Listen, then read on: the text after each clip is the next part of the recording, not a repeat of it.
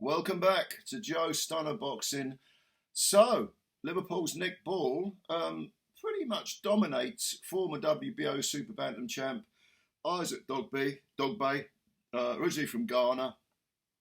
I think he's been based in Britain, but he's currently based in America.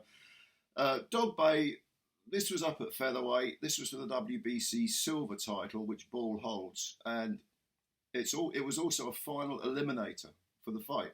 For the world title shot. Now, Nick Ball, he sort of burst onto the scene with the knockout of Isaac Lowe, but since then, he's shown a bit of everything because he's gone the distance with someone of Dogbe's calibre. He knocked out a Mexican challenger in one round, and he's got two 12-round stoppages. And that kind of tells the story of Nick Ball because he is a relentless pressure fighter, throws punches like they're going out of fashion, is always on you, takes a few, and we'll talk about that in a moment. But a very, very well-conditioned, sort of high-engine performer. And Dogbe himself is known for going the distance. Now, I thought this would be a sort of real tear-up, a barn burner. It wasn't. It was a good fight. I like watching it, but it was dominated pretty much by Nick Ball. Just the sheer output, the fact that he was always on Dogbe, not allowing him to work. There were little pockets where Dogbe did get some work done. At the end of, let me see now, the third and the fourth rounds, he actually clipped Nick and had him sort of not wobbly, but off balance and looking a little bit all at sea. Certainly at the end of the fourth round, I thought Dogbe should have had a knockdown. He was losing that round, no question. But he clipped Nick, who sort of fell forward into one of the ring posts, and the referee said it wasn't a knockdown. I definitely thought it was. And it was really weird because at the end of the third round and the fourth round, Dogbe suddenly exploded and caught Nick Ball, and really shook him. But Ball stayed composed. He stayed disciplined. In the fifth round, he scored the only knockdown of the fight, which was, let me think, I think, was it a left hook? It sort of clipped Dogbe's glove and caught him on the jaw and put him over. And he said it was a slip. I didn't think it was a slip. I thought the referee got this one right. It was definitely a knockdown. But Dogbe, because of his, if you look at him, he's 5'4". He's got very long arms. So when he puts the earmuffs on, his arms are so long that his elbows can protect, most of his ribs.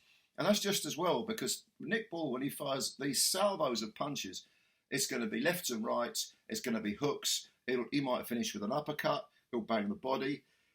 I just got the feeling that Dogbe, who isn't in any shape or form past his best, he's still only 29, and yes, he's done a lot in those 29 years. He's had a tough professional career, but he didn't look shot at all. I just thought that Ball was able to contain whatever Dogbe was doing because Dogbe was looking in the early rounds to land, those long arms of his. When Ball felt he was out of range, Dogbe would fire these big rights over the top. He'd throw a few long lefts in as well. And they were catching Nick. I mean, the one knock that you can have against Nick Ball is that he is perhaps a little bit too cavalier at times and he does get clipped. And at the end of the fight, although he was standing between rounds, he was fine. He could have. This was an old 15-rounder, no problem. He did have blood coming out of his mouth and nose, which means Dogbe had made him earn the win, even though, without question, Nick had won most of the rounds. I had it 117-110, which is perhaps even a little bit generous to Dogbe. And the judges had it something similar. One guy had it a bit closer, the other two had it wider. So the right man definitely won. But this is a final eliminator for the WBC title, and who's going to bet against Nick Ball? He is such an exciting fighter to watch. He really, really is.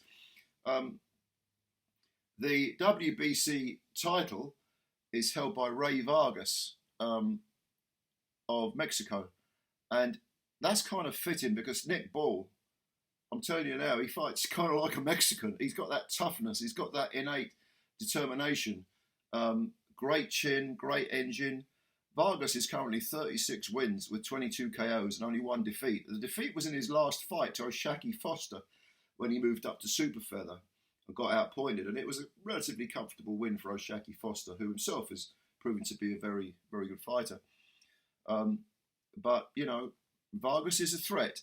But put those two together, it will be very interesting to see if Vargas can resist the sort of endless onslaught that Nick Ball provides. He's such an exciting fighter to watch. I know this wasn't the classic we thought it would be, or I thought it would be anyway. I know some of you agreed with me when I did my preview video. But it was still, it's good to see someone like Nick Ball, even when it's one-sided, it's kind of exciting because he's so good at what he does. As for Dogbe, I mean, he's clearly slipped down the ladder a little bit, but he's not finished. He's not a shot fighter. He's still only 29. He can come back. It wouldn't surprise me if he upset a few apple carts along the way. But he's got some rebuilding to do. Let's put it that way. So what did you think of this fight? Leave your comments below as normal, please. Hit the subscribe button. It takes a second to do it, and you're helping me a big deal by hitting that subscribe button. And also the like button as well. Tap the like button, because apparently they count them. I don't know why, but they do. Go figure. Anyway, looking forward to reading your comments. Thanks a lot, and I'll catch you later. Bye for now.